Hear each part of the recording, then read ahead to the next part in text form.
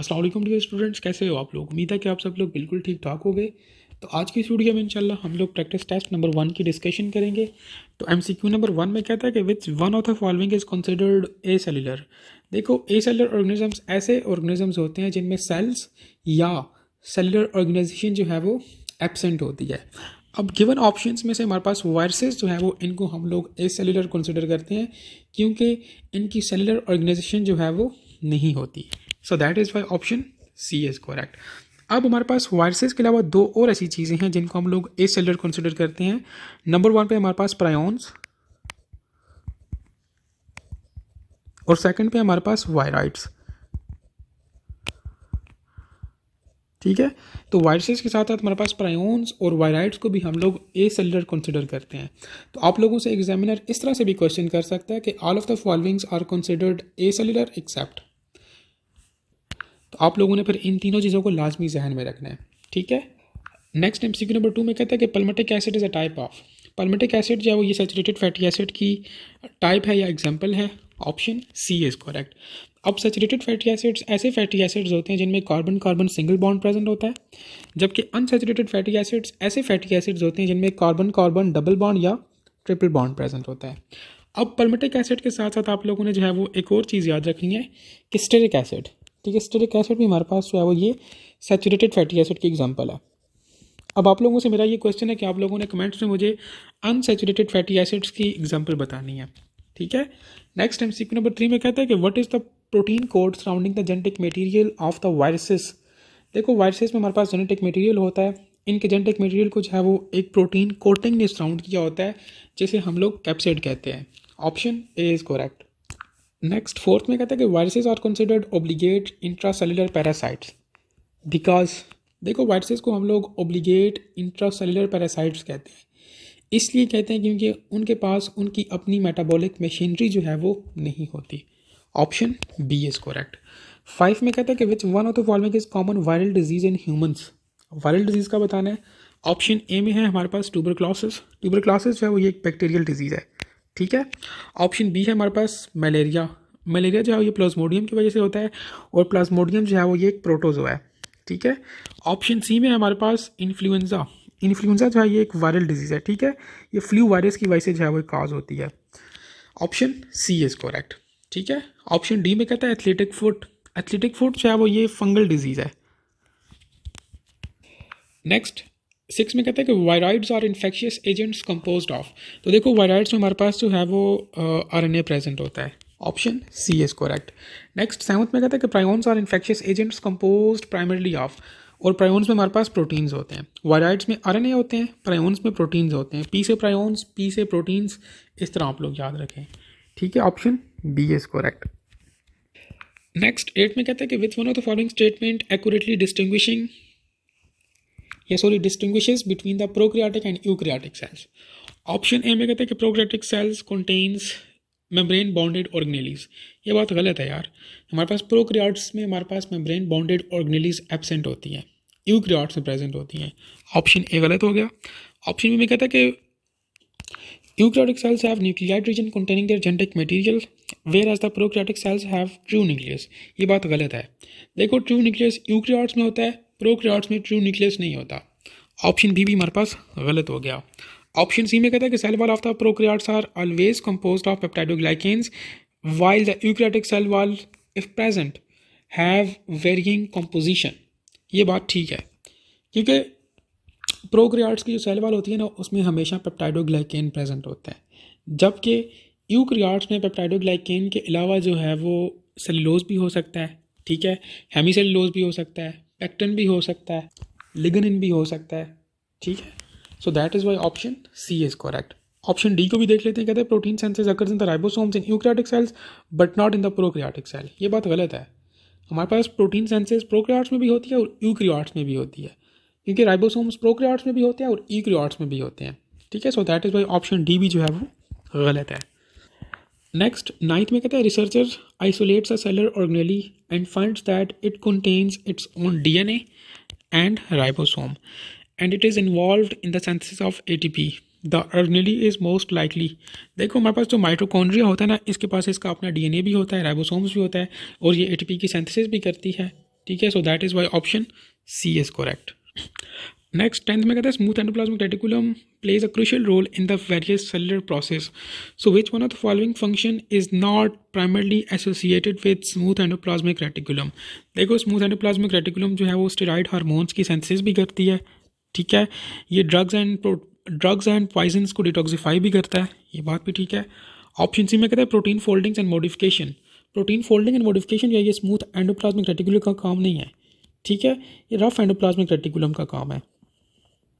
So that is why option C जो है वो it is not the function associated with smooth endoplasmic reticulum. Option D में लिखता है कि मेटाबॉलिज्म ऑफ कार्बोहाइड्रेट्स, तो कार्बोहाइड्रेट्स की मेटाबॉलिज्म के लिए भी जो है वो स्मूथ एंडोप्लाज्मिक रेटिकुलम जो है वो इन्वॉल्व होते हैं। So that is why option C is correct. Next 11th में कहते हैं consider plant cell placed in the hypertonic solution, ठीक है, it is a hypertonic solution. कहते हैं कि which one of the following event is most likely to occur. देखो जब भी हम लोग प्लांट सेल को हाइपरटोनिक सोल्यूशन के अंदर रखते हैं ना, तो क्या होता है कि उसका साइटोप्लाज्म जो है वो श्रिंक हो जाता है, ठीक है, और वो सेल वॉल से अवे मूव कर जाता है, ठीक है, और इस फिनोमेना को हम लोग जो है वो प्लाज्मोलाइसिस कहते हैं। अब आप लोगों से एग्जामिनर ये भी पूछ सकता है कि अगर हम लोग प्लांट सेल को जो है वो हाइपोटोनिक सोल्यूशन में रखें तो क्या होगा। तो जब भी हम लोग प्लांट सेल को हाइपोटोनिक सोल्यूशन के अंदर रखेंगे ना, तो सारा का सारा पानी जो है वो उसके अंदर मूव कर जाएगा, ठीक है, जिसकी वजह से वो सेल जो है वो स्वेल अप हो जाएगा, ठीक है। तो आप लोगों ने ये दोनों चीज़ें याद रखनी है कि जब हम लोग उसको हाइपरटोनिक सोल्यूशन के अंदर रखते हैं तो वो श्रिंक हो जाता है, लेकिन जब हम लोग प्लांट सेल को हाइपोटोनिक सोल्यूशन में रखते हैं तो वो स्वेल हो जाता है, ठीक है। आप लोगों ने इन दोनों कॉन्सेप्ट्स को लाजमी जहन में रखना है। नेक्स्ट 12th में कहता है movement of the glucose across the cell membrane against it concentration gradient. तो जब भी हम लोग जो है मूवमेंट करवाते हैं ग्लूकोज की, ठीक है, अगेंस्ट द कंसंट्रेशन ग्रेडियंट, तो उसे हम लोग क्या कहते हैं, एक्टिव ट्रांसपोर्ट।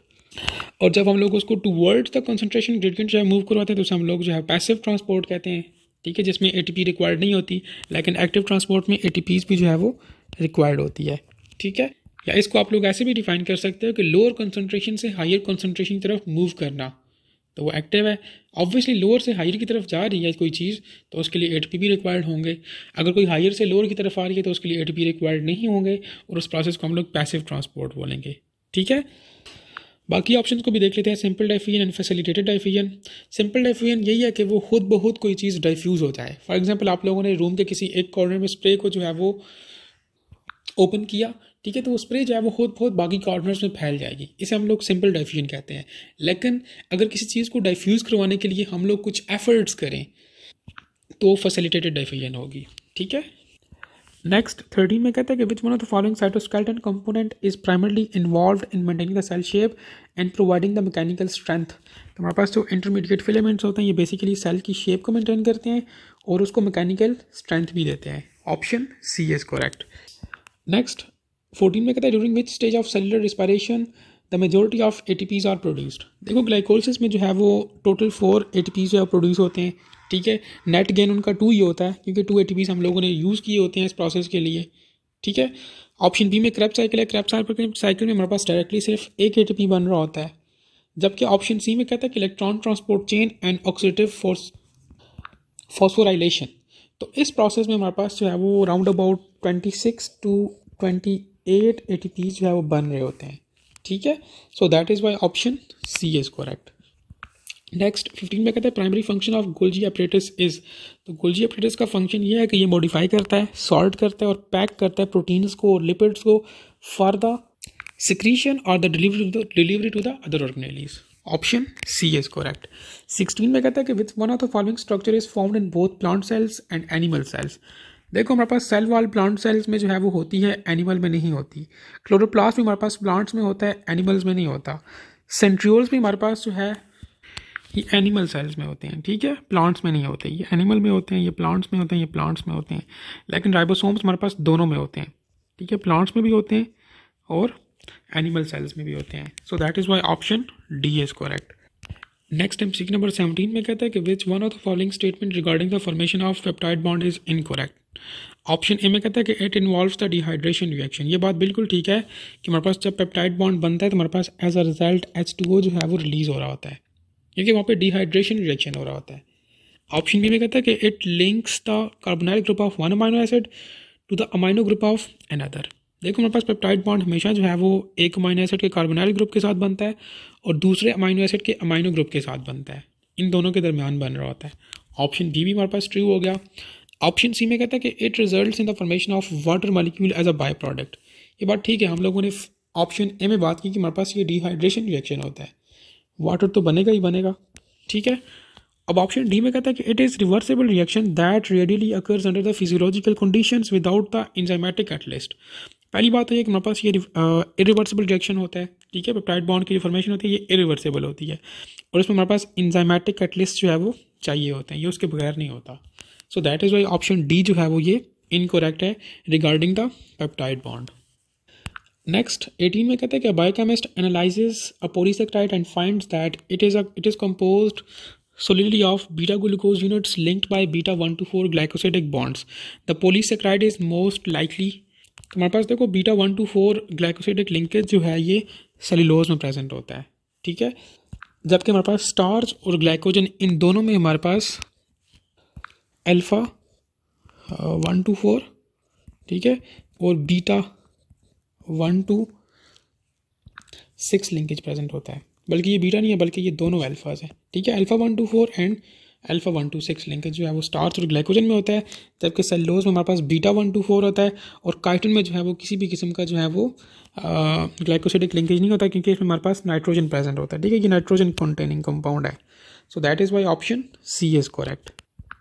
नेक्स्ट 19 में कहता है कि which one of the following structural feature is common to all amino acids found in proteins. देखो हमारे पास जितने भी अमाइनो एसिड्स होते हैं ना, ठीक है, उसमें एक चीज़ कॉमन होती है कि उसमें एक सेंट्रल कार्बन एटम होता है, ठीक है, जो कि एक अमाइनो ग्रुप के साथ बाउंड होता है, साथ में दूसरी तरफ उसके साथ कार्बोनाइल ग्रुप अटैच होता है, एक तरफ हाइड्रोजन एटम अटैच होता है और एक तरफ अल्काइल ग्रुप अटैच होता है।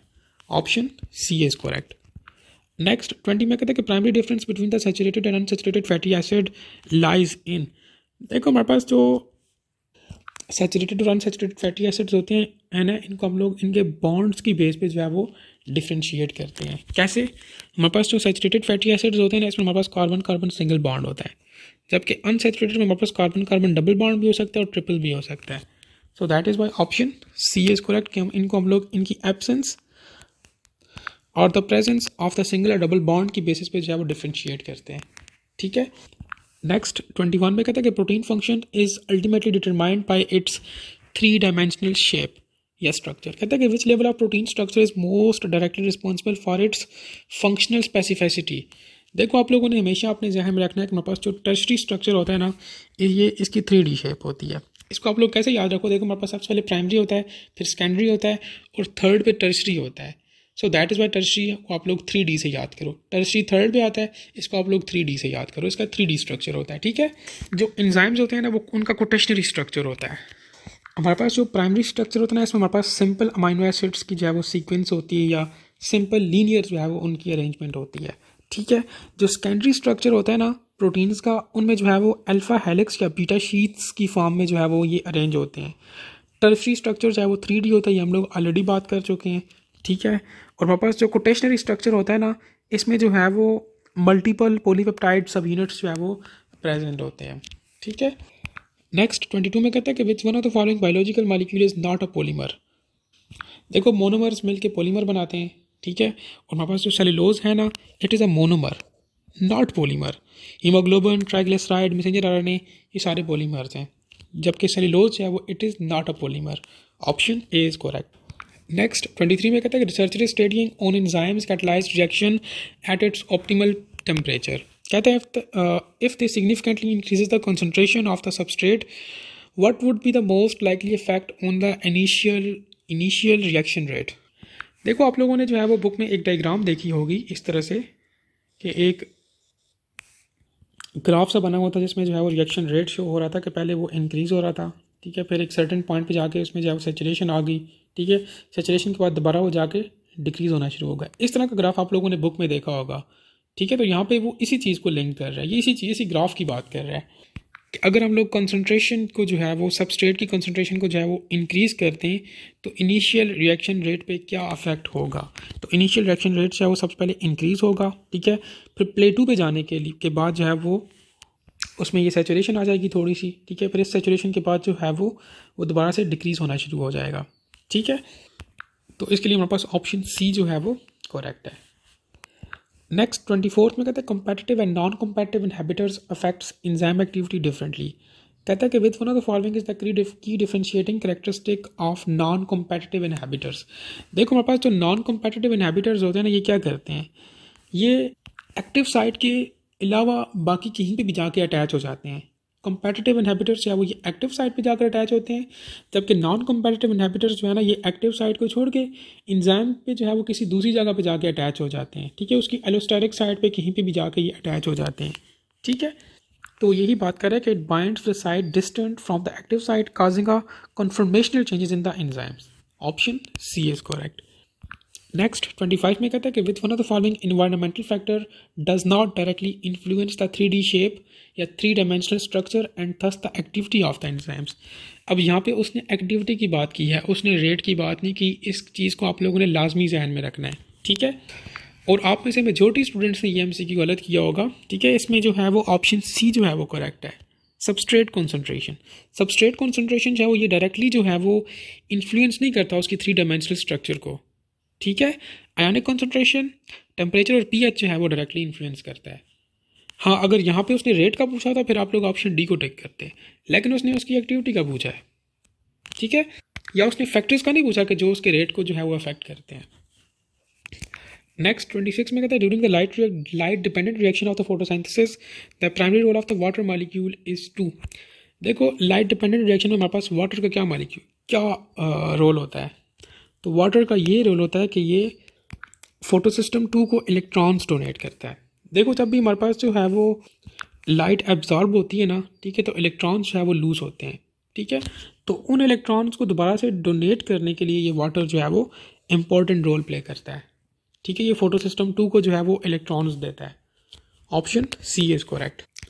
नेक्स्ट 27 में कहते हैं consider plant cell expose to light if the concentration of carbon dioxide in the surrounding environment is significantly reduced, so which one of the following would be the most immediate consequence in the Calvin cycle.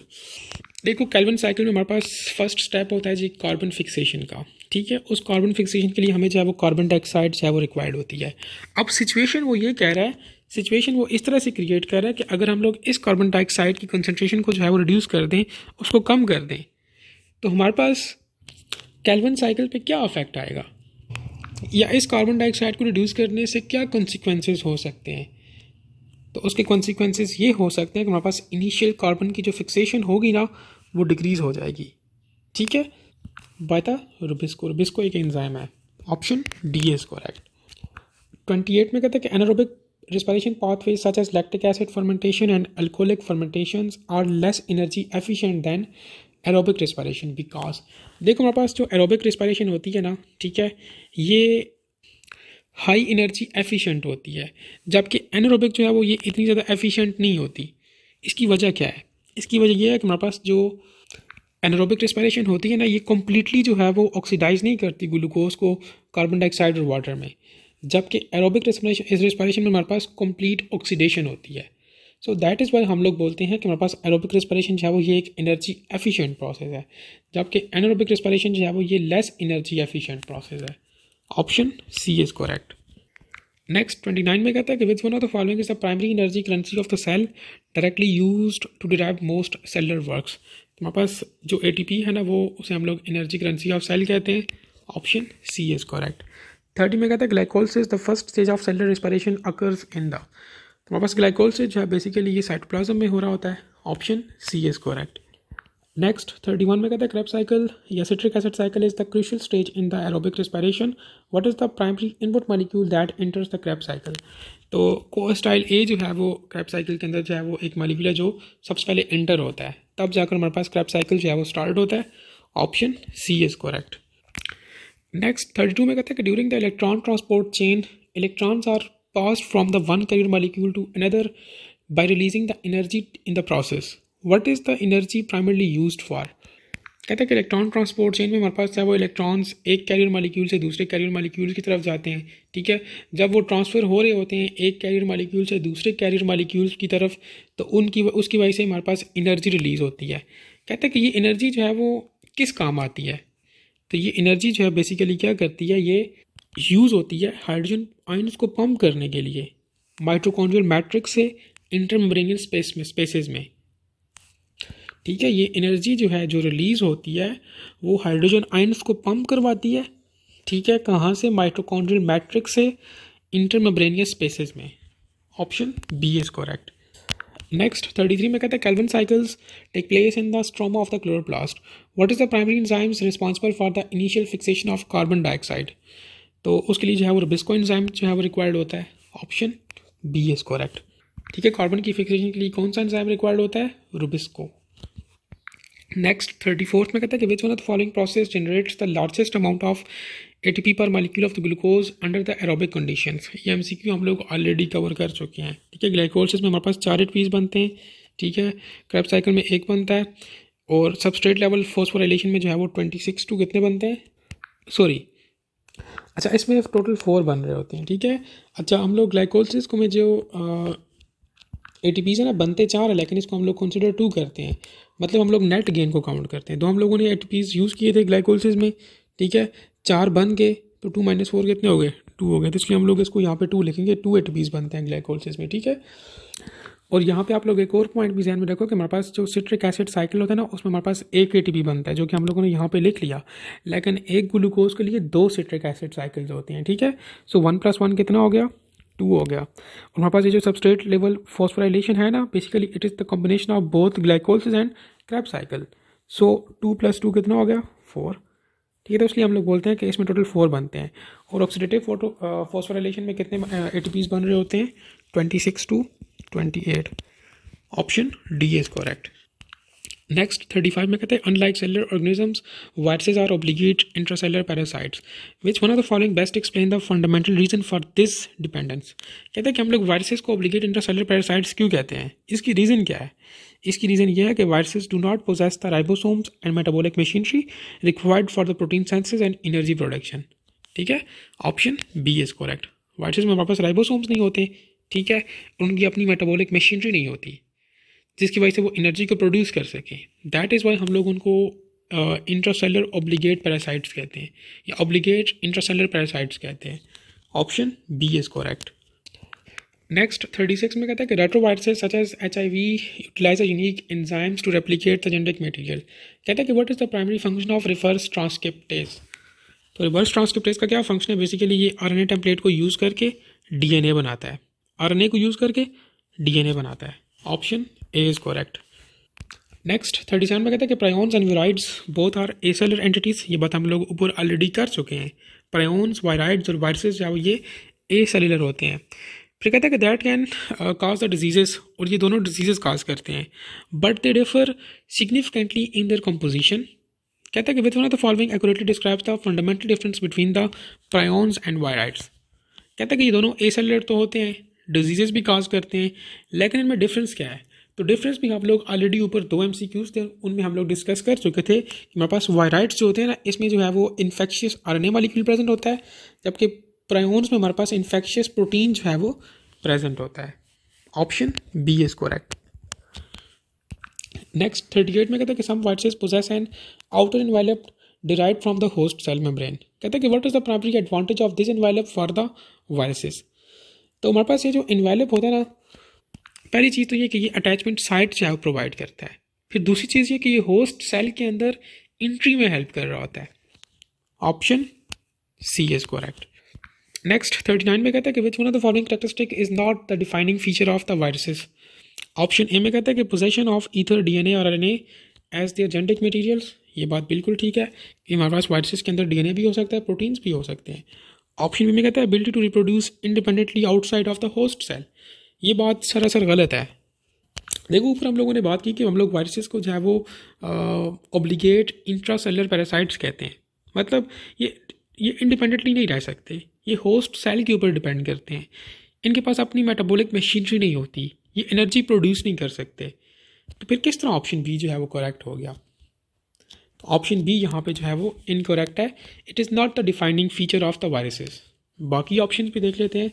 Option C में कहते हैं lack of cellular organelles such as ribosomes. देखो ना, ribosomes इसमें होते ही नहीं है, तो एनर्जी कैसे बनेगी, प्रोटीन सिंथेसिस कैसे होगी? ये बात ठीक है, ठीक है, इनमें हमारे पास राइबोसोम्स नहीं होते, लैक करते हैं ये। ऑप्शन डी में कहते हैं ऑब्लिगेट इंट्रासेलुलर पैरासाइट्स, ये बात भी ठीक है, ये ऑब्लिगेट इंट्रासेलुलर पैरासाइट्स होते हैं। सिर्फ ऑप्शन बी जो है वो यहाँ पे इनकरेक्ट है। 40 में कहता है कि which one of the following A cellular entities is the smallest in size. तो हमारे पास सबसे स्मॉलेस्ट जो है वो प्रायोन्स होते हैं, इसमें हमारे पास एक प्रोटीन जो है वो प्रेजेंट होता है, ठीक है, option D is correct. Next 41 में कहता है कि if 2 grams of the metal oxide contains 0.8 grams of oxygen, what is the equivalent weight of metal। तो हम लोगों ने इक्विवेलेंट वेट फाइंड करना है मेटल का। तो इक्विवेलेंट वेट का क्या फार्मूला होता है, equivalent weight is equal to mass of metal divided by mass of oxygen multiply equivalent mass of oxygen atom. अब हमारे पास मास ऑफ मेटल भी नहीं है, ये भी हम लोगों ने फाइंड करना होगा सबसे पहले। उसके बाद इक्विवेलेंट मास ऑफ ऑक्सीजन भी हम लोगों ने फाइंड करना होगा। हमें सिर्फ और सिर्फ गिवन है मास ऑफ ऑक्सीजन विच इज़ 0.8, ये लिखा हुआ है। हम लोग ये बाकी दोनों चीज़ें फाइंड करेंगे और इस फार्मूला में जस्ट एंटर करेंगे। देखो अब हमारे पास जो है वो एक मेटल ऑक्साइड है जिसका मास जो है वो 2 grams है। अब उसने बता दिया है कि इस मेटल ऑक्साइड जो कि 2 ग्राम का है, इसमें ऑक्सीजन के कितने ग्राम्स हैं, 0.8 grams हैं। अगर 2 grams में 0.8 grams जो है वो ऑक्सीजन का है, तो ऑब्वियसली अगर हम लोग जो है वो इस 2 में से माइनस कर लें इस 0.8 को, तो हमारे पास मास ऑफ मेटल आ जाएगा ना, जो कि बन जाएगा कितना, 1.2 grams। ठीक है, ये क्या है, किसका, मेटल का मास यहाँ पे है, ये मैंने फाइंड किया है। ठीक है, अब एक चीज़ हम लोगों ने फाइंड कर ली। अब दूसरी चीज़ हम लोगों ने देखी है equivalent mass of oxygen atom. Oxygen में हमारे पास कितने वो होते हैं, 16 होते हैं, ठीक है, ऑक्सीजन मॉलिक्यूल में, लेकिन यहाँ पे एटम की बात हुई है। सो 16 डिवाइडेड बाई 2, ये O2 का ना, divide by 2 is equal to 8। ठीक है, अब जस्ट आप लोग वैल्यूज पुट कर लो इस फार्मूला में, 1.2 को भी, 8 को भी और इस 0.8 को भी। तो हमारे पास ये क्या बन जाएगा, मास ऑफ मेटल कितना है, विच इज़ 1.2, जो कि हम लोगों ने यहाँ पे ये फाइंड किया। 1.2 divided by mass of oxygen which is 0.8 multiply mass of oxygen atom multiply 8। अगर आप लोग इसको सॉल्व करो तो आप लोगों के पास जो है वो 12 आता है। ठीक है, which is your option A. ठीक है, नेक्स्ट 42 में कहते हैं consider the following reaction, 2A + 2B gives us A2B3।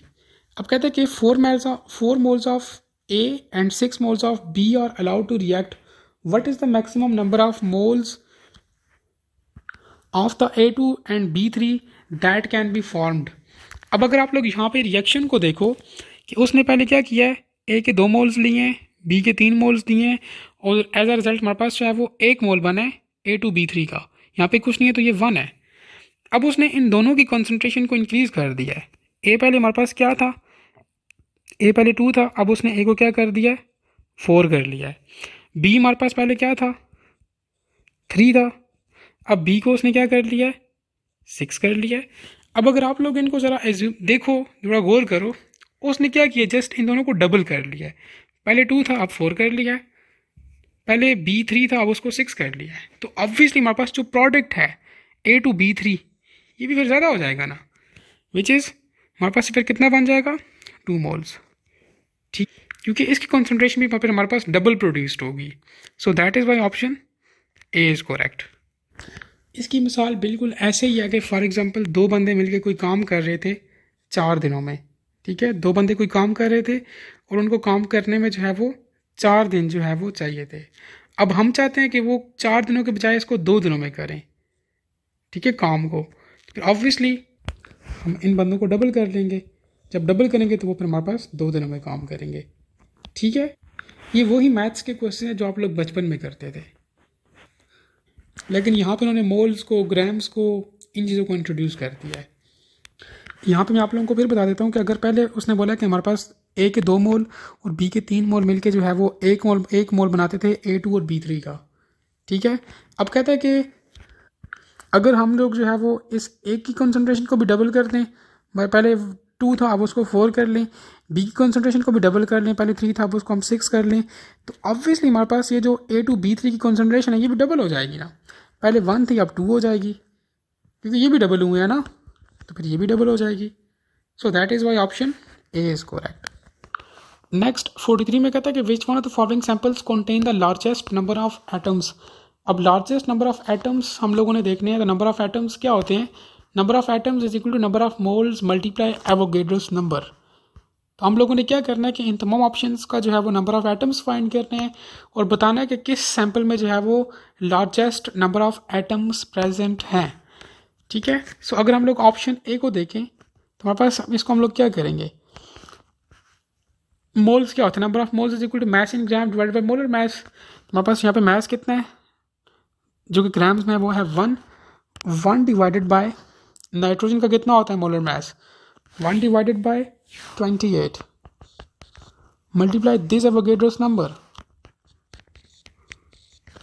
इसी तरह हमारे पास ओजोन का क्या होगा, 1 डिवाइडेड बाय, इसका भी हमारे पास 1 ग्राम ही है, 1 डिवाइडेड बाय ओजोन O3 16 + 16 + 16, इसका हमारे पास मोलर मास 48 होता है मल्टीप्लाई एवोगेड्रोस नंबर। नेक्स्ट हम लोग देखते हैं मीथेन का। ठीक है, मीथेन अब हमारे पास इसमें एक कार्बन है 12 और 4 हाइड्रोजन है, 12 + 4 16, 1 divided by 16 multiply Avogadro's number. Option D 1 gram of carbon dioxide, carbon dioxide का कितना होता है 44 मल्टीप्लाई Na। आप लोगों ने इन चारों को जो है वो फाइंड करना है, कैलकुलेट करना है। तो हमारे पास 1 डिवाइड बाई 28 कितना होता है, अगर आप लोग एवोगेड्रोस नंबर को एज इट इज़ छोड़ दो आपके पास फिर भी आंसर आ जाएगा। ठीक है, क्योंकि ये सब के साथ है ना, हम लोगों ने जस्ट ये देखना है कि ओवरऑल सबसे हाईएस्ट वैल्यू किसकी आती है। तो 1 डिवाइड बाई 28 हमारे पास 0.03 होता है, 1 डिवाइड बाई 48 कितना होता है, हमारे पास 0.02 होता है। अच्छा, हम लोगों ने एवोगेड्रोस को साथ सॉल्व नहीं किया तो हम लोग साथ में Na लिखते जाएंगे। ठीक है, 0.02 Na। 1 डिवाइड बाई 16 कितना होता है 0.06 एवोगेड्रोस, एंड 1 डिवाइड बाई 44 कितना होता है 0.02 एवोगेड्रोस। हमारे पास हाईएस्ट किसका बन रहा है, ये वाला। ठीक है, so that is why option C is correct. ठीक है, नेक्स्ट 44 में कहते हैं compound has an empirical formula of the CH2O। कहते हैं कि if its molar mass is 90 grams per mole what is its molecular mass. उसने आपको जो है वो एम्पेरिकल फार्मूला दिया हुआ है, साथ में मोलर मास भी दिया हुआ है। हम लोगों ने क्या करना है कि मॉलिक्यूलर फार्मूला फाइंड करना है। तो मॉलिक्यूलर फार्मूला फाइंड करने के लिए हमारे पास एक रिलेशन होता है, molecular formula is equal to n multiply empirical formula. ठीक है, एम्पेरिकल फार्मूला। अब एम्पेरिकल फार्मूला हमारे पास यहाँ पे है, हम लोगों ने n फाइंड करना है। अब n क्या है, number of moles. Number of moles कैसे फाइंड करेंगे, number of moles equal to mass in gram divided by molar मास।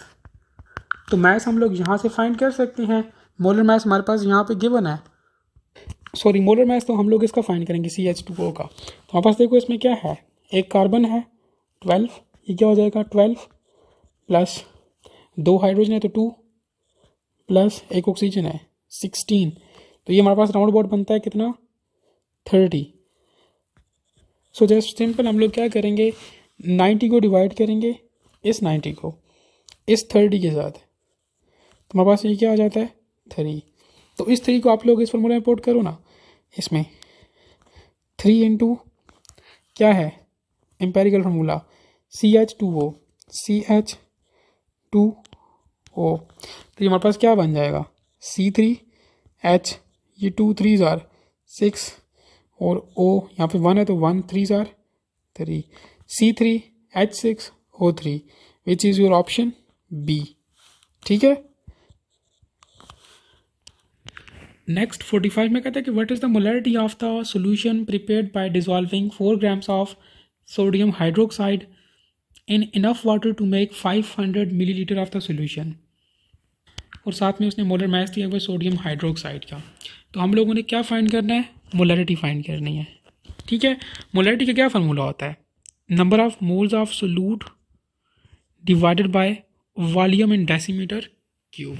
ठीक है, अब हमारे पास मोल्स गिवन ही नहीं है, तो हम लोग फर्स्ट ऑफ ऑल क्या करेंगे, मोल्स फाइंड करेंगे। वॉल्यूम गिवन है लेकिन हमारे पास वो मिलीलीटर में गिवन है, ठीक है। इसको हम लोग फिर बाद में कन्वर्ट भी कर लेंगे। तो सबसे पहले हम लोग क्या करते हैं, मोल्स फाइंड कर लेते हैं, ठीक है। So number of moles is equal to mass in gram divided by molar mass. अब मैस हमारे पास कितना है जी, 40 ग्राम्स गिवन है, और मोलर मैस हमारे पास कितना है, 40। सो 4 डिवाइडेड बाय 40 ये कितना बन जाता है, राउंड अबाउट ये बनता है 0.1, ठीक हो गया। अब सेकंड स्टेप हम लोगों ने क्या करना है, ये हमारे पास फर्स्ट स्टेप था। सेकंड स्टेप में हम लोगों ने क्या करना है कि इस मिलीलीटर को हम लोगों ने क्या करना है, इसको हम लोगों ने कन्वर्ट कर लेना है डेसीमीटर क्यूब के अंदर, ठीक। हम लोग क्या करेंगे, जस्ट सिंपल इस 500 को हम लोग मल्टीप्लाई कर लेंगे 0.001 के साथ। मल्टीप्लाई करेंगे तो हमारे पास ये डेसीमीटर क्यूब में बन जाएगा, ठीक है। ये कितना बन जाएगा, 0.5 DM क्यूब। अब जस्ट सिंपल आप लोगों ने इन दो वैल्यूज़ को इस फार्मूला में पुट करना है, आपके पास आंसर आ जाएगा, ठीक है। तो हम लोग इसको करते हैं, इज इक्वल टू मोल्स कितने हैं जी, 0.1 डिवाइडेड बाय वॉल्यूम कितना है 0.5। हमारे पास ये कितना बन जाएगा, round about 0.2, which is your option B, ठीक है। नेक्स्ट 46 में कहता है कि hydrocarbon contains 85.7% of the carbon and 14.3% of hydrogen by mass. If its molar mass is approximately 28 grams per mole, what is its molecular formula. अब यहाँ पे हम लोगों ने मॉलिक्यूलर फार्मूला फाइंड करना है, ठीक है। मॉलिक्यूलर फार्मूला क्या होता है, ये जितने भी ऑप्शंस गिवन है ये मॉलिक्यूलर फार्मूलाज गिवन है, और हमें उसने जो है परसेंटेज वाइज बताया हुआ है कि कार्बन कितना है, हाइड्रोजन कितना है, ठीक है। हम लोगों ने मॉलिक्यूलर फार्मूला फाइंड करना है, तो उसके लिए जस्ट सिंपल हम लोग क्या करेंगे, फर्स्ट ऑफ ऑल हम लोग नंबर ऑफ मोल्स फाइंड कर लेंगे, ठीक है, इस कार्बन के भी और इस हाइड्रोजन के भी, ठीक है। अब कार्बन की हमारे पास परसेंटेज गिवन है कितनी है, 85.7 डिवाइडेड बाय कार्बन का कितना होता है 12 होता है, सो हम लोग क्या करेंगे, डिवाइडेड बाय 12 कर लेंगे। इस तरह हम लोग हाइड्रोजन का भी करेंगे, हाइड्रोजन का कितना गिवन है 14.3, इसको भी हम लोग डिवाइड कर लेंगे हाइड्रोजन के मोलर मास के साथ, जो कि कितना होता है 1.01 होता है, ठीक है। इनको आप लोग सॉल्व कर लोगे तो आप लोगों के पास क्या आ जाएगा 7.14, और यहाँ पे 14.6। अब ये स्टेप्स ईजी हैं लेकिन मसला वहाँ पे कैलकुलेशंस का आता है, तो कैलकुलेशंस मैथमेटिक्स आपकी जो है वो अच्छी खासी स्ट्रॉन्ग होनी चाहिए, ठीक है। आपको चीज़ें जो है वो सॉल्व करनी आती हों, नहीं तो स्टूडेंट्स ये आसान MCQ भी नहीं सॉल्व कर सकते। लेकिन अगर आप लोग इनकी प्रैक्टिस करोगे तो आप लोगों के लिए बिल्कुल ये हलवा टाइप हो जाएंगे।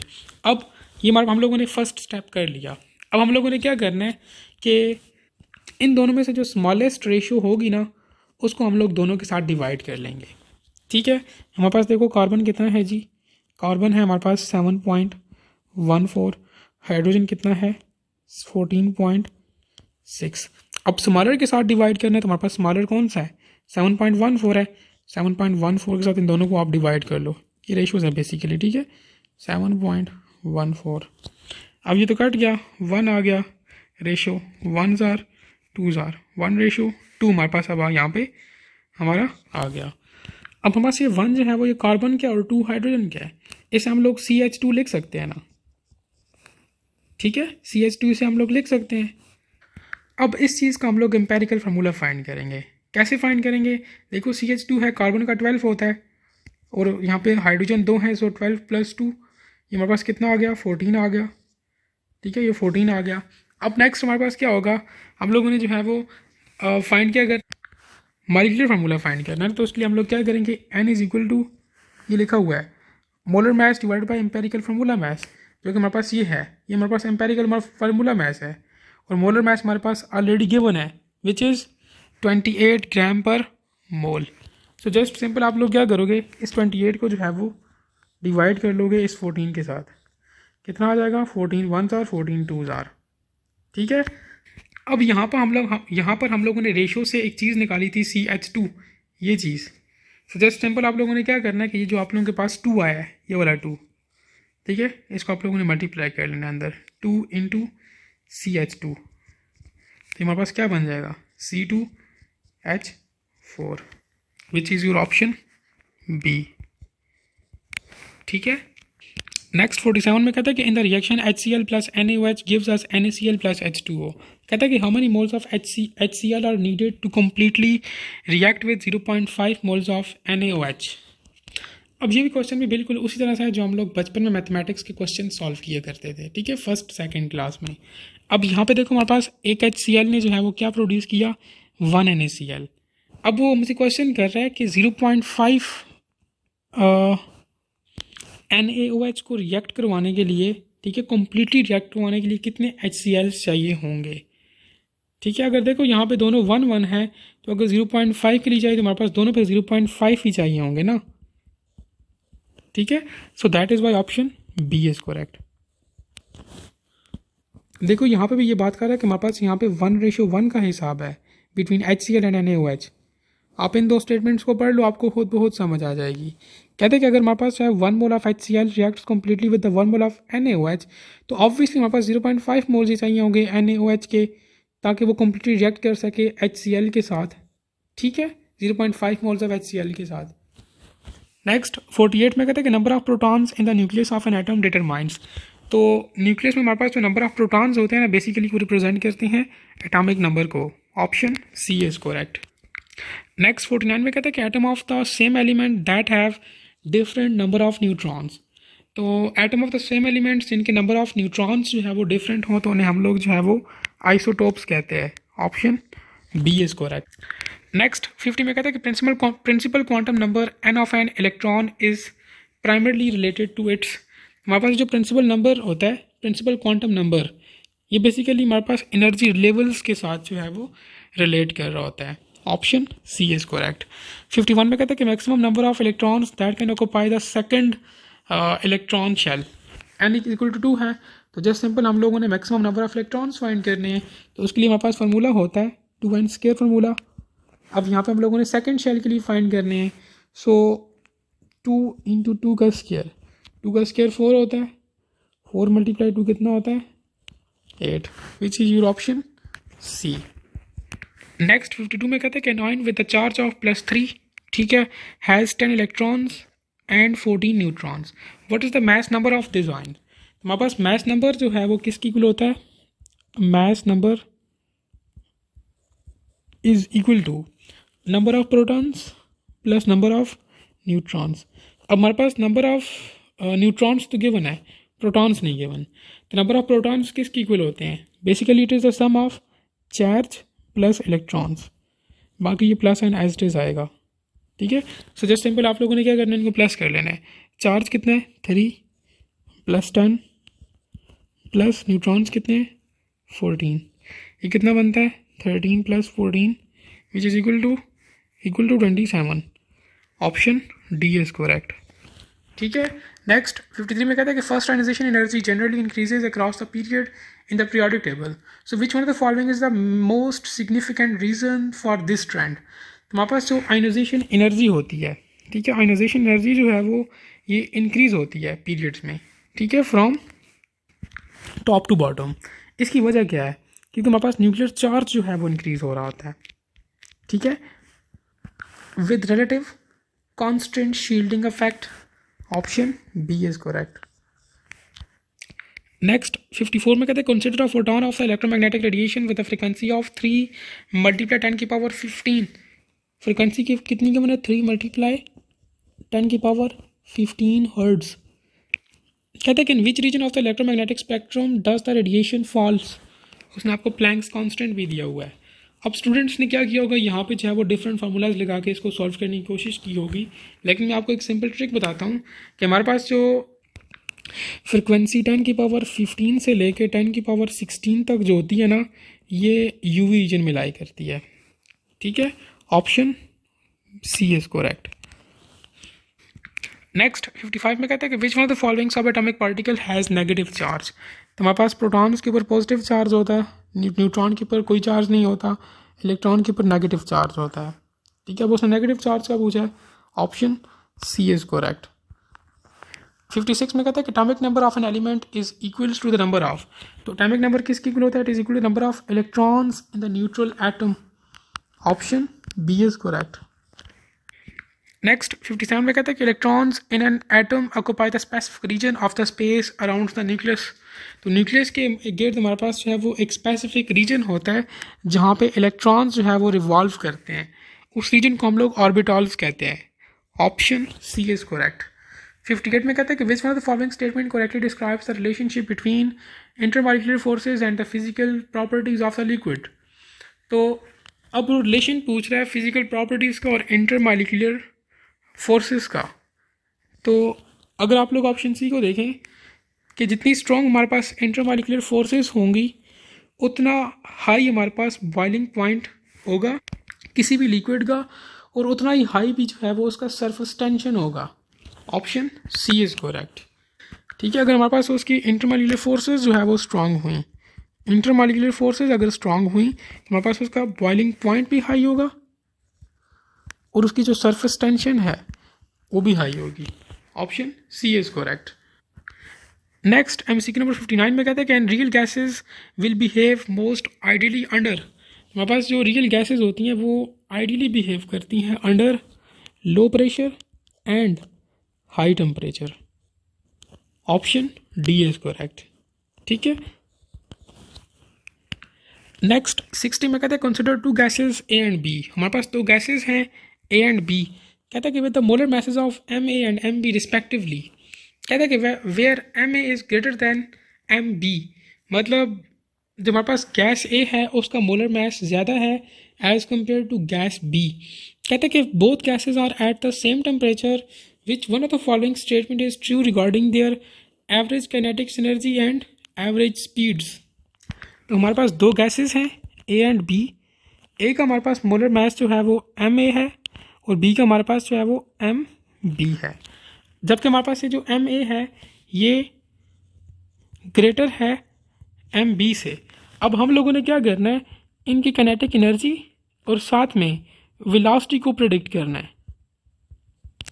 ठीक है, अब अगर हम लोग स्पेसिफिकली केमिस्ट्री के अंदर बात करें तो हमारे पास ये जो काइनेटिक एनर्जी होती है गैसेस की, ठीक है, वो डायरेक्टली डिपेंड करती है टेम्परेचर के ऊपर। अब यहाँ पे उसने बात किया कि टेम्परेचर सेम है, तो अगर टेम्परेचर सेम है तो हमारे पास काइनेटिक एनर्जी जो है वो ए की जो है वो इक्वल होगी काइनेटिक एनर्जी ऑफ बी के। अब हम लोग नेक्स्ट बात करेंगे वेलोसिटी की या स्पीड की। तो जिस गैस का मोलर मास जो है वो ज़्यादा होगा उसकी स्पीड कम होगी।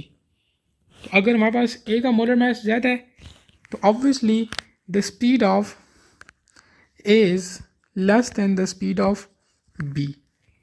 तो ये हमारे पास ऑप्शन सी को जो है वो लोकेट कर रहा है कि average kinetic energy of A is equal to the average kinetic energy of the B and the average speed of A is less than the average speed of B।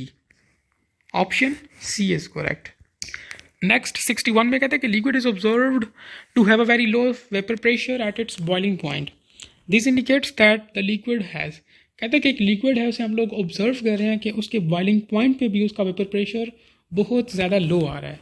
तो इसका क्या मतलब है, तो इसका यही मतलब है कि उस लिक्विड की जो इंटरमॉलिक्यूलर फोर्सेस हैं वो बहुत ज़्यादा स्ट्रॉन्ग है कि इवन दो उसके बॉइलिंग पॉइंट पे भी जो है वो उसका वेपर प्रेशर बहुत लो आ रहा है।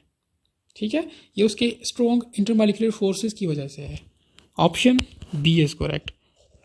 नेक्स्ट 62 में कहता है कि which type of the solid is characterised by high melting point, hardness and electrical conductivity in the molten or the aqueous state but not in the solid state.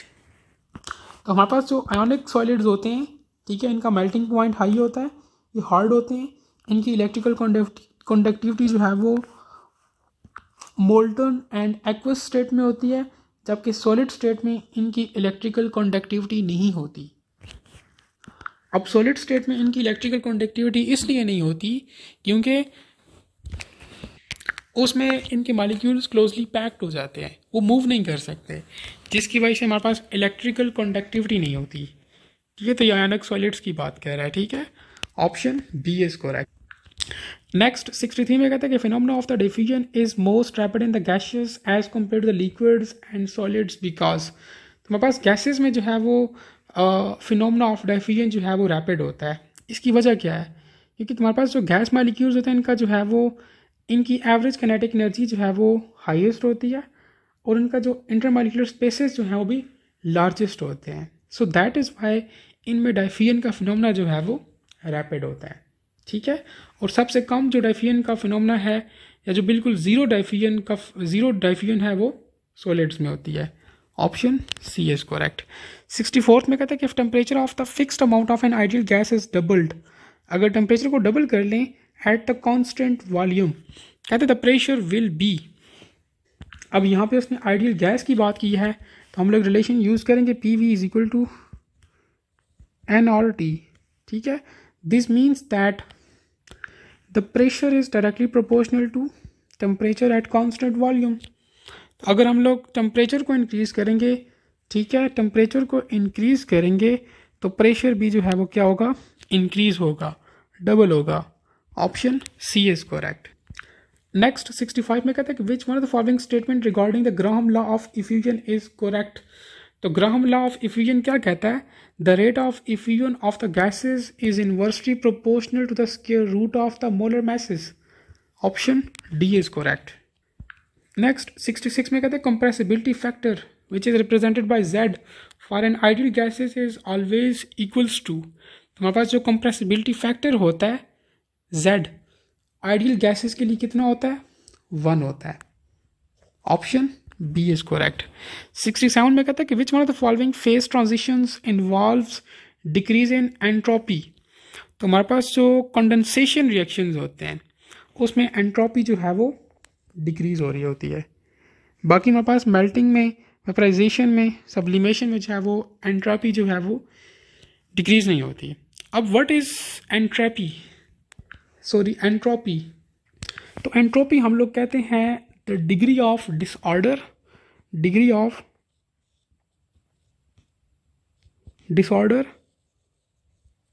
और uncertainty in the system. ठीक है. तो हमारे पास condensation में जो है वो entropy जो है वो डिक्रीज होती है. Option D is correct. Next 68 में कहते हैं कि amorphous solids differ from crystalline solids in that. तो देखो हमारे पास जो क्रिस्टलाइन सॉलिड्स होते हैं इनमें जो है वो एक रेगुलर अरेंजमेंट होती है, एक स्ट्रक्चर होता है, लेकिन एमॉर्फस सॉलिड्स में जो है वो कोई अरेंजमेंट नहीं होती. ठीक है. सो ऑप्शन डी में कहते हैं कि lack a long range ordered arrangement of the atoms और द मॉलिक्यूल्स. ठीक है. एमॉर्फस सॉलिड्स में, ठीक है, इनमें कोई ऑर्डर नहीं होता. ठीक है. जबकि हमारे पास जो एमॉर्फस सॉलिड्स होते हैं उसमें जो है वो प्रॉपर अरेंजमेंट होती है मॉलिक्यूल्स की. Option D is correct. Next 69 में कहते हैं critical temperature of the gas is the temperature. तो क्रिटिकल टेम्परेचर जो है वो एक ऐसा टेम्परेचर होता है above which the liquid phase can not exist no matter how much the pressure is applied. तो हमारे पास क्रिटिकल टेम्परेचर एक ऐसा टेम्परेचर होता है जिसके अबव, ठीक है, जिसके ऊपर हमारे पास जो लिक्विड फेज होती है, ठीक है, वो एग्जिस्ट नहीं करती, बेशक हम लोग जितना भी प्रेशर अप्लाई कर ले. Option B is correct. Next 70 में कहते हैं consider a mixture of two non reacting ideal gases A and B.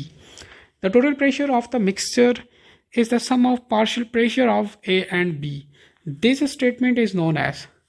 तो basically it is the Dalton law of partial pressure. Option C is correct, जिसमें हम लोग कहते हैं कि total pressure जो है वो basically it is equal to the sum of all the pressures P1 plus P2 plus P3 या PA PB plus PC and so on. ठीक है. तो हमारे पास ये क्या है, basically it is the Dalton's law of partial pressure. Option C is correct. Next 71 में कहते हैं acceleration of an object is directly proportional to the net force acting on it and inversely proportional to its. तो हमारे पास देखो Newton second law ने क्या कहा था, F is equal to M A है. अब यहाँ पे उसने बताया कि हमारे पास एक्सेलरेशन का जो है वो डायरेक्ट रिलेशन है फोर्स के साथ. ये बात तो ठीक है. इस यहाँ से आप लोग क्या करो, F बाई एम हो जाएगा A. दिस मीन्स दैट इस एक्सेलरेशन का जो है वो फोर्स के साथ डायरेक्ट रिलेशन है और इस एक्सेलरेशन का मास के साथ इन्वर्स रिलेशन है. तो वो इन्वर्स का पूछ रहा है, it is inversely proportional to the mass of the body. Option C is correct. Next 72 में कहता है कि if the net force acting on the object is zero the object must be, अगर नेट फोर्स जो है वो object के ऊपर ज़ीरो है तो वो ऑब्जेक्ट जो है वो मूव करेगा विद द कांस्टेंट वेलोसिटी के साथ या वो रेस्ट पे रहेगा। Option C is correct. और ये स्टेटमेंट न्यूटन फर्स्ट लॉ के साथ रिलेट कर रही है। ठीक है, नेक्स्ट हमारे पास MCQ नंबर 73 में कहता है the tendency of an object to resist changes in its state of motion. तो इस टेंडेंसी को हम लोग इनर्शिया कहते हैं। Option D is correct, none, यहाँ पे इनर्शिया आता था।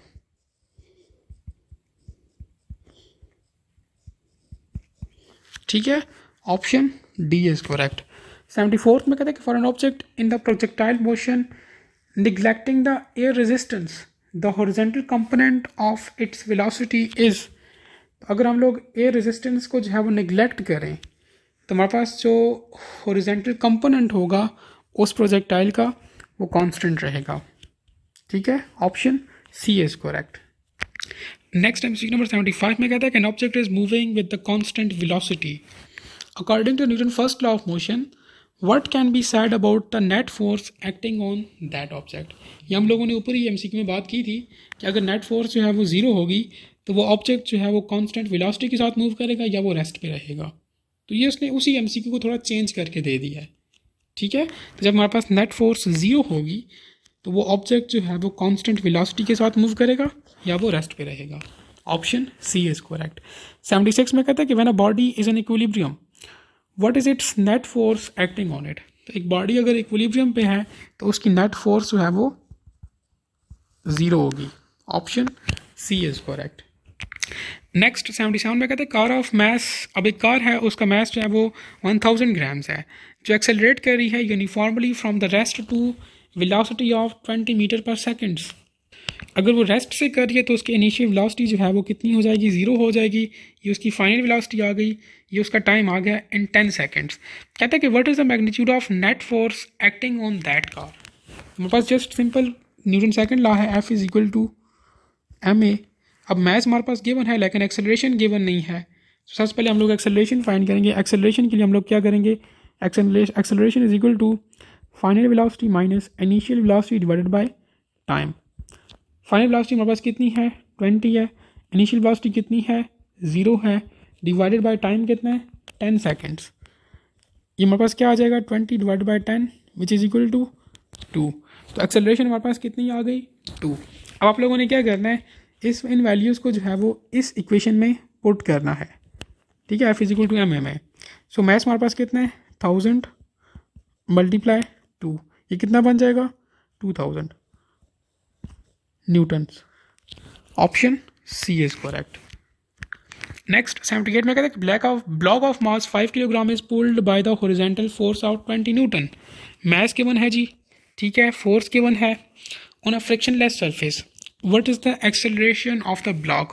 तो सेम फार्मूला हम लोग यूज़ करेंगे न्यूटन सेकंड लॉ का, F is equal to M A. हम लोगों ने एक्सेलरेशन फाइंड करनी है। ठीक है, मैस भी गिवन है और फोर्स भी गिवन है। Acceleration is equal to F divided by M.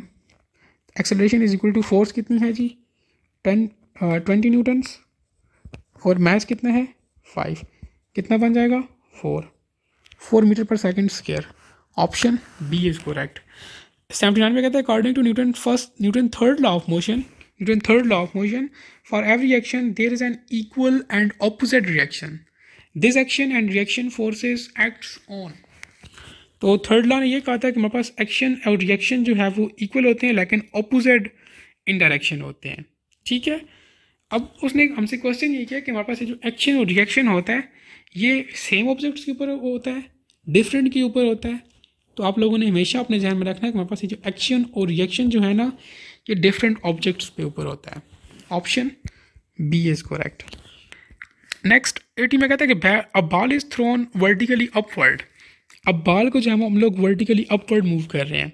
At its highest point what is its velocity and acceleration, neglect the air resistance. तो जब हमारे पास हम लोग बॉल को जो है वो अपवर्ड मूव करेंगे उसके हाईएस्ट पॉइंट पे उसकी जो वेलोसिटी है वो क्या हो जाएगी, 0 हो जाएगी, और उसकी जो एक्सेलरेशन है वो कितनी हो जाएगी, 9.8 होगी डाउनवर्ड। ये फिर वो नीचे की तरफ आएगा ना, option B is correct. Next 81 में कहते हैं कि constant net force acts on the object causing it to accelerate. If the mass of an object is doubled, what happens to the acceleration assuming the net force remains the same? अब उसने बोला कि net force अगर same हो और हम लोग mass of object को क्या करें, डबल कर लें, उसको इंक्रीज करें, तो एक्सेलरेशन पे क्या इफेक्ट आएगा? एफ इज इक्वल टू कितना होता है, एम ए। फोर्स अगर कांस्टेंट है तो हमारे पास ये क्या होगा, कितना है, F divided by m is equal to a. This means that there is an inverse relation between acceleration and mass. तो अगर हम लोग mass को डबल करेंगे तो acceleration क्या हो जाएगी, हाफ हो जाएगी। Option C is correct.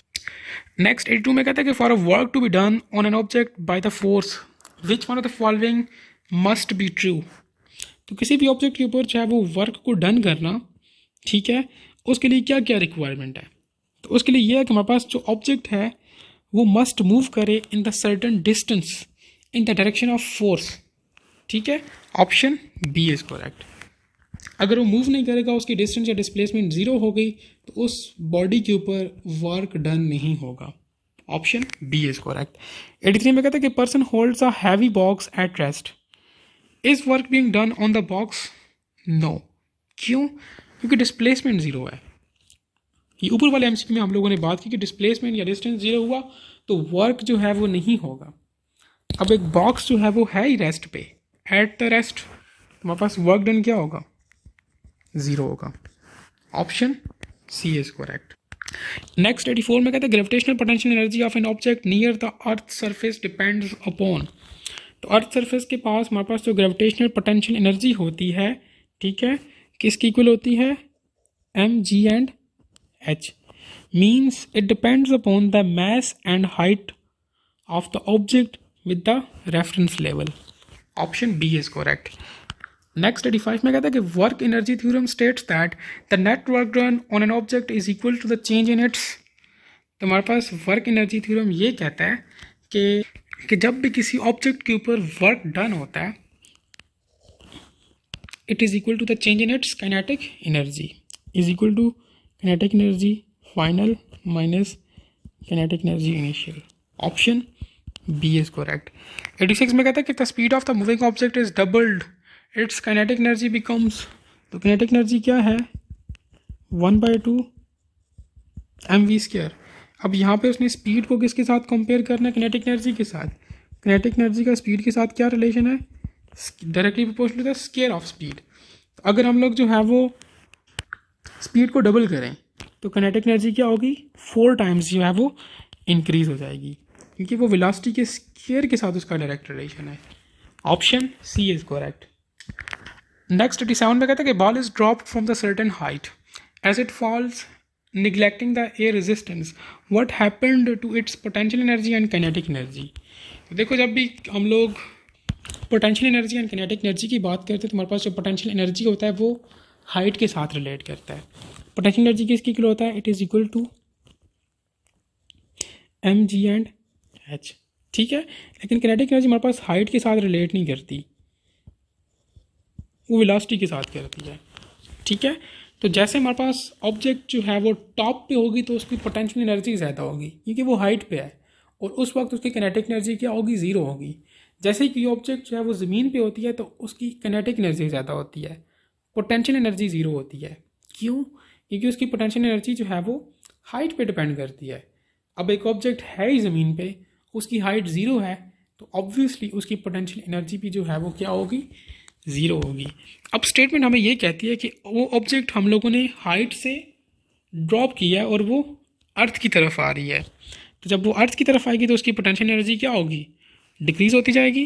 Potential energy उसकी जो है वो डिक्रीज़ होती जाएगी और किनेटिक एनर्जी जो है वो उसकी इंक्रीज़ होती जाएगी, which is your option B. 88 में कहता है कि power is defined as the rate at which the work is done, option C is correct. हम लोग कहते हैं ना power is equal to work done divided by time, option C is correct. Next 89 में कहते हैं कि two objects have the same momentum. अब दो ऑब्जेक्ट्स हैं ए एंड बी या कुछ भी, उनका मोमेंटम हमारे पास सेम है। If one object has twice the mass of the other, how does it's kinetic energy compete. अब देखो, अब इसमें बहुत से स्टूडेंट्स ने जो है वो ये वाला रिलेशन यूज़ किया होगा, kinetic energy is equal to 1/2 mv²। लेकिन यहाँ पे देखो मोमेंटम की बात हो रही है, मोमेंटम के साथ साथ जो है वो काइनेटिक एनर्जी की बात हो रही है। मींस उन्होंने मोमेंटम को काइनेटिक एनर्जी के साथ रिलेट किया है। जब भी हमारे पास काइनेटिक एनर्जी के साथ मोमेंटम को रिलेट करें तो हम लोग इस रिलेशन को यूज़ नहीं करेंगे। हम लोग कौन सा रिलेशन यूज़ करेंगे, kinetic energy is equal to p² divided by 2m। अब इस रिलेशन के मुताबिक हमारे पास देखो काइनेटिक एनर्जी का मैस के साथ इनवर्स रिलेशन बन रहा है, जबकि इस रिलेशन के मुताबिक हमारे पास काइनेटिक एनर्जी का क्या बन रहा है, मैस के साथ डायरेक्ट रिलेशन बन रहा है। तो आप लोगों ने इस चीज़ का लाजमी ख्याल रखना है कि जब भी आप लोगों के पास मोमेंटम को रिलेट किया जाए काइनेटिक एनर्जी के साथ तो आप लोगों ने इस रिलेशन को यूज़ करना होगा, तब जाके आपका आंसर सही आएगा। अगर आप लोग ये वाला फार्मूला यूज़ करेंगे आंसर गलत आएगा। अब स्टेटमेंट को समझो, कहते हैं कि हमारे पास मोमेंटम कांस्टेंट है, कहते हैं कि if one object has twice the mass of other how does it's kinetic energy compete. तो अगर हमारे पास मास ट्वाइस है तो काइनेटिक एनर्जी क्या हो जाएगी, हाफ हो जाएगी। Option B is correct. Next MCQ number 90 में कहता है कि in an isolated system where only conservative forces are acting what remains constant. तो हमेशा आप लोगों ने अपने ध्यान में रखना है कि हमारे पास जितने भी आइसोलेटेड सिस्टम्स होते हैं उसमें टोटल मैकेनिकल एनर्जी जो है वो कांस्टेंट रहती है। Option D is correct. Next MCQ number 91 में कहता है कि if a net force acts on an object the object will. तो आप लोगों ने जो है वो ये चीज़ न्यूटन सेकंड लॉ में जो है वो पढ़ी होगी, when the force is applied on a body it produces acceleration in the body. ठीक है, ऑप्शन सी इज करेक्ट। ठीक है, ये न्यूटन सेकंड लॉ की बात हो रही है। When force is applied on a body it produces acceleration in the body which is directly proportional to the force of the body and inversely proportional to the mass of the body। ठीक है, इस तरह से है, acceleration is equal to force divided by mass। Next 92 में कहता है कि work is done when a force cause. तो कहता है कि जब भी हमारे पास फोर्स जो है वो डिस्प्लेसमेंट प्रोड्यूस करेगी in the direction of force उस वक्त हमारे पास वर्क डन होगा। Option B is correct. Next MCQ number 93 में कहता है कि ability of a body to do work is called. तो जब भी एबिलिटी की बात हो, ठीक है, बॉडी की एबिलिटी की बात हो कि वो वर्क करे उसे हम लोग एनर्जी कहेंगे, पावर नहीं कहेंगे। पावर हमारे पास rate at which the work is done उसे हम लोग पावर कहते हैं। देखो पावर क्या होता है, is equal to power is equal to work done divide by time. जहाँ पे टाइम की बात हो, जहाँ पे रेट की बात हो उसे हम लोग पावर बोलेंगे। ठीक है, और जहाँ पे एबिलिटी की बात हो उसे हम लोग एनर्जी बोलेंगे। ठीक है, नेक्स्ट 94 में कहते हैं potential energy is the energy possessed by a body due to its. तो हम लोगों ने पोटेंशियल एनर्जी की बात की थी ना, पोटेंशियल एनर्जी क्या है, it is equal to mgh। ठीक है, मतलब ये हाइट पे डिपेंड करती है, पोजीशन पे डिपेंड करती है। Option B is correct, position और कॉन्फ़िगरेशन। नेक्स्ट 95 में कहते हैं in the absence of friction the total mechanical energy, मतलब kinetic energy plus potential energy of the system. तो जब भी हमारे पास फ्रिक्शन जो है वो एब्सेंट होगी तो हमारे पास जो सिस्टम की टोटल मैकेनिकल एनर्जी होगी वो कांस्टेंट होगी। या हम लोगों ने ऊपर ही बात की कि आइसोलेटेड सिस्टम के अंदर हमारे पास टोटल मैकेनिकल एनर्जी होती है वो कांस्टेंट होती है। यहाँ पे उसने उसी कॉन्सेप्ट को थोड़ा डिफरेंट वे में प्रेजेंट किया है। ठीक है, अब इस टेस्ट में आप लोगों ने देखे होंगे कि बहुत से कॉन्सेप्ट्स ऐसे हैं जो कि डिफरेंट वेज में जो है वो डिफरेंट MCQs की फॉर्म में पेश किए गए हैं। तो उसका मकसद सिर्फ ये है कि आप लोग उन कॉन्सेप्ट्स को सीख जाओ या इस चीज़ को सीख जाओ कि किस तरह आप लोगों ने जो है वो एक कॉन्सेप्ट को जो है वो डिफरेंट वेज में अप्लाई करना है। अब ये सेम चीज़ है, ऊपर हम लोगों ने बात की थी कि आइसोलेटेड सिस्टम के अंदर टोटल मैकेनिकल एनर्जी जो है वो कांस्टेंट होती है। अब यहाँ पे उसने डिफरेंट वे में बात की, कहता है कि in the absence of friction the total mechanical energy which is the sum of kinetic energy plus potential energy of the system, तो वो कांस्टेंट रहेगी। Option C is correct. ठीक है, नेक्स्ट 96 में कहता है an object of the mass 2 kilogram, mass के बने 2 kilogram is lifted vertically to the height of 5 metres, height के बने down the ground, what is it's potential energy relative to the ground, assume that G is equal to 9.8। तो just simple हमारे पास potential energy का क्या formula है, mgh मास कितना है जी 2 kilogram, 2 multiply gravity कितनी है 9.8 उसने दी हुई है, मल्टीप्लाई हाइट कितनी है जी 5 मीटर्स। इसको आप लोग मल्टीप्लाई करो तो आप लोगों के पास ये राउंड अबाउट 98 ही बनता है। ठीक है, which is your option C. Next 97 में कहते हैं constant net force of the 10 newtons. Force given है 10 newton, acts on an object of the mass 2 kilogram, mass भी गिवन है for 3 seconds. What is the magnitude of the objects to accelerate. मतलब हम लोगों ने एक्सेलरेशन फाइंड करनी है। ठीक है, सो जस्ट सिंपल हमारे पास क्या है, F is equal to M A है, एक्सेलरेशन फाइंड करनी है, a is equal to F by m हो गया। अब फोर्स हमारे पास कितनी है 10 न्यूटन है, डिवाइडेड बाय मास कितना है 2, तो ये कितना आ जाएगा 5। Which is your option B. Sometimes आपको न्यूमेरिकल्स के अंदर वैल्यूज़ दी जाती हैं just to confuse you people, nothing more than that. ठीक है, तो आप लोगों ने इस चीज़ का ख्याल रखना है। अब बहुत से स्टूडेंट्स ने सोचा होगा कि यार इसमें 3 की वैल्यू को हम लोग कहाँ यूज़ करें, तो पहले आप लोग जस्ट सिंपल फार्मूला यूज़ करो। अगर सारी वैल्यूज़ में फिट आ रही हैं, अगर कोई वैल्यू इग्नोर हो भी रही है तो उसे इग्नोर करो। अगर आपका आंसर मैच कर रहा है तो उसे ठीक है लगा लो। अब बहुत से स्टूडेंट्स ने इस 3 सेकंड के साथ पता नहीं क्या कुछ किया होगा। अब नेक्स्ट हमारे पास MCQ नंबर 98 में कहते हैं कि block of mass 5 kilogram, mass के मैंने जी 5 kilogram is initially at the rest. अब इनिशियली एट द रेस्ट जहाँ पर भी आए तो आप लोग फ़ौरन वहाँ पे ऊपर लिख लो कि VI हमारे पास कितना है 0। ठीक है, कहते हैं on the frictionless horizontal surface a constant horizontal force of 10 newton, force given है, is applied to the block. कहते हैं कि what is the speed of the block after it has been displaced by 4 metres. तो speed हम लोगों ने find करनी है, स्पीड को भी हम लोग हाईलाइट कर लेते हैं। इसके बाद हमें जो है वो यहाँ पे क्या चीज़ गिवन है, डिस्टेंस या डिस्प्लेसमेंट गिवन है विच इज़ 4 मीटर्स। हम लोगों ने स्पीड फाइंड करनी है। अब इन चीज़ों को हम लोग ज़रा यहाँ पे दोबारा लिख लेते हैं कि हमारे पास क्या क्या चीज़ गिवन है।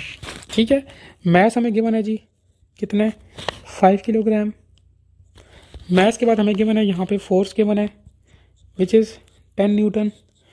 उसके बाद हमें यहाँ पे क्या चीज़ गिवन है, डिस्टेंस या डिस्प्लेसमेंट गिवन है विच इज़ 4 मीटर। और यहाँ पे टॉप पे हम लोगों ने एक बात की थी कि हमारे पास इनिशियल वेलोसिटी कितनी है 0। और हम लोगों ने फाइंड क्या करना है, स्पीड फाइंड करनी है, V फाइंड करना है। ठीक है, अब हम लोगों ने इन वैल्यूज़ को यूज़ करते हुए स्पीड को फाइंड करना है। इस न्यूमेरिकल में हम लोग जो है वो वर्क एनर्जी थ्योरम यूज़ करेंगे which is equal to delta kinetic energy is equal to kinetic energy final minus kinetic energy initial. ठीक, अब सबसे पहले हम लोग काइनेटिक एनर्जी इनिशियल फाइंड करेंगे, उसके बाद काइनेटिक एनर्जी फाइनल फाइंड करेंगे। इनको एक दूसरे से माइनस करेंगे तो हमारे पास डेल्टा के ई आ जाएगा। ठीक है, तो सबसे पहले हम लोग काइनेटिक एनर्जी इनिशियल फाइंड करते हैं। अब देखो काइनेटिक एनर्जी इनिशियल में हम लोग क्या करेंगे, VI पुट करेंगे जो कि 0 है। अगर एक वैल्यू 0 है तो हमारे पास ओवरऑल जितनी भी वैल्यूज़ होंगी वहाँ पे 0 हो जाएंगी। So we can say that kinetic energy initial is equal to 0। So we can say that delta kinetic energy is equal to kinetic energy final minus 0। इसे हम लोग लिख सकते हैं delta kinetic energy is equal to kinetic energy final। ठीक है, अब इसको फर्दर प्रोसीड करने से पहले आप लोग यहाँ पे एक और स्टेप भी कर लें कि यहाँ पे हमारे पास जो kinetic energy जो है वो, या बल्कि हमारे पास यहाँ पे जो वर्क डन है वो kinetic energy की फॉर्म में हो रहा है। So we can say that हम लोग इसकी जगह वर्क डन लिख सकते हैं। ठीक है, क्योंकि हमारे पास काइनेटिक ये वर्क डन जो है वो काइनेटिक एनर्जी की फॉर्म में हो रहा है। We can say that W is equal to kinetic energy final. ठीक है, अब पहले हम लोग क्या करेंगे, इस वर्क डन को फाइंड कर लेते हैं, फिर उसके बाद हम लोग इस काइनेटिक एनर्जी के फार्मूला को ओपन करके 1/2 mv² लिख के फिर तब सॉल्व कर लेंगे। ठीक है, पहले हम लोग ये आसान वाला काम करते हैं, पहले हम लोग इस वर्क डन को फाइंड कर लेते हैं। सो वर्क डन क्या हो जाएगा, W इज इक्वल टू, इसमें इधर लिख लेता हूँ, W is equal to FD है। ठीक है, फोर्स कितनी है जी 10 न्यूटन, 10 मल्टीप्लाई D कितना है 4, ये कितना आ जाएगा हमारे पास 40। ठीक है, ये हम लोगों ने ये वाला वर्क डन फाइंड कर लिया। So we can say that इसी को हम लोग आगे लेके आते हैं। 40 is equal to kinetic energy F.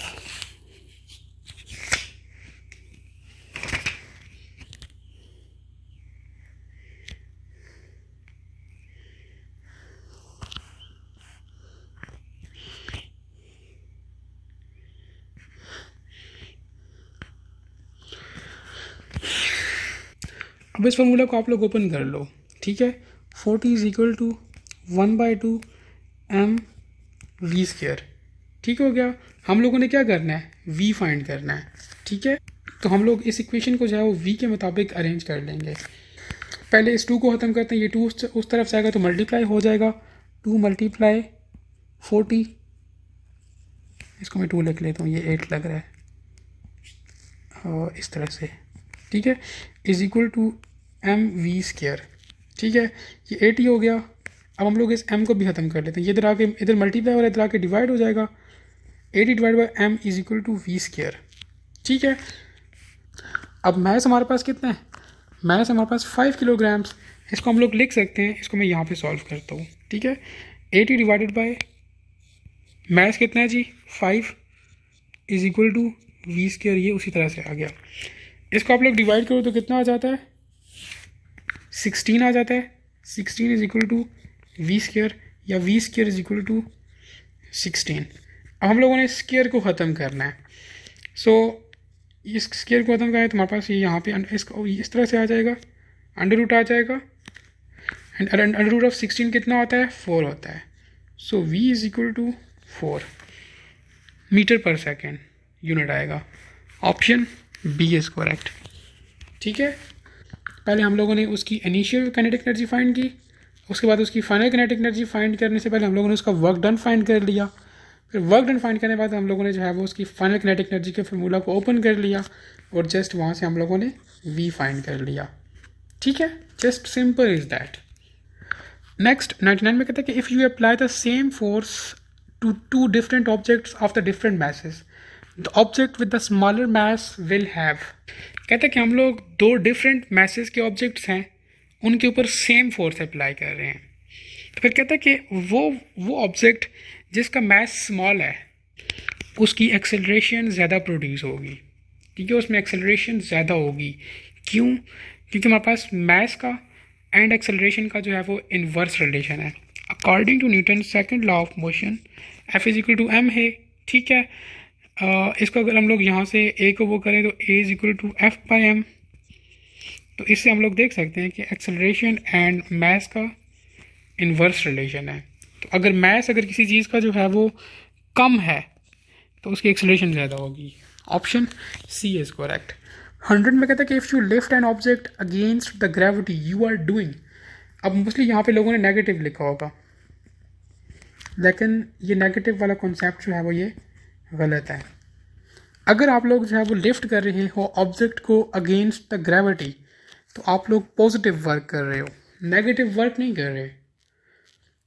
तो सबसे पहले आप लोगों को पता होगा नेगेटिव वर्क क्या होता है और पॉजिटिव वर्क क्या होता है। देखो, जब भी हम लोग जो है वो किसी चीज़ के ऊपर फोर्स अप्लाई करते हैं, ठीक है, और डिस्प्लेसमेंट भी जो है वो उसी फोर्स की डायरेक्शन में प्रोड्यूस होना, तो वो पॉजिटिव वर्क होता है। लेकिन जब हम लोग फोर्स अप्लाई करें किसी ऑब्जेक्ट के ऊपर और जो डिस्प्लेसमेंट है वो अपोजिट साइड पे जो है वो प्रोड्यूस हो, ठीक है, या ऑब्जेक्ट जो है वो अपोजिट साइड पे जो है वो मूव करे, तो वो नेगेटिव वर्क होता है। लेकिन यहाँ पे हम लोग बकेट को ऊपर उठा रहे हैं, ठीक है, या किसी ऑब्जेक्ट को ऊपर उठा रहे हैं, तो हम फोर्स ऊपर की तरफ उठा रहे हैं और वो ऑब्जेक्ट भी ऊपर की तरफ उठ रही है। दिस मीन्स दैट जिस डायरेक्शन में हम लोग फोर्स अप्लाई कर रहे हैं उसी डायरेक्शन में हमारे पास जो है वो डिस्प्लेसमेंट भी जो है वो प्रोड्यूस हो रही है। This means that we are doing positive work, not negative. मुझे पता है बहुत से लोगों ने यहाँ पर नेगेटिव को टिक किया होगा, लेकिन ये पॉजिटिव वर्क है।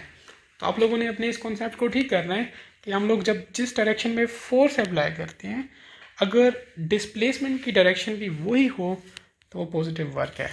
अगर वो डायरेक्शन डिस्प्लेसमेंट की ना हो तो वो नेगेटिव वर्क होता है। So that is why option B is correct. And thank you so much for watching. अगर आप लोग इस वक्त तक मुझे सुन रहे हो, मुझे बर्दाश्त कर रहे हो, तो उसके लिए आपका बहुत बहुत शुक्रिया। हर प्रैक्टिस टेस्ट के एंड पे मैं एक बात कहता होता हूँ कि अगर आपके कम मार्क्स भी आए हैं तो डजेंट मैटर। अगर आपने जो है वो इसमें मिस्टेक्स की हैं अच्छी खासी, तो बहुत अच्छी बात है, क्योंकि जिस बंदे ने जितनी ज़्यादा मिस्टेक्स की हैं उसने उतना ज़्यादा सीखा है। बस आप लोगों ने कोशिश ये करनी है कि इन मिस्टेक्स को दोहराना नहीं है। दोहराएंगे तो आपकी इस प्रैक्टिस का कोई फ़ायदा नहीं है। ठीक है। सो इन मिस्टेक्स से सीखिए और इनको दोबारा जो है वो कोशिश करें कि ये आपसे मिस्टेक्स ना हो। तो बस फिर इसका यही मतलब होगा कि आपने जो प्रैक्टिस की है उसका हक अदा हो गया है। अगर आप यही मिस्टेक्स बार बार करेंगे तो आपकी इस प्रैक्टिस का कोई फ़ायदा नहीं है। ठीक है। Wishing you best of luck. Thank you.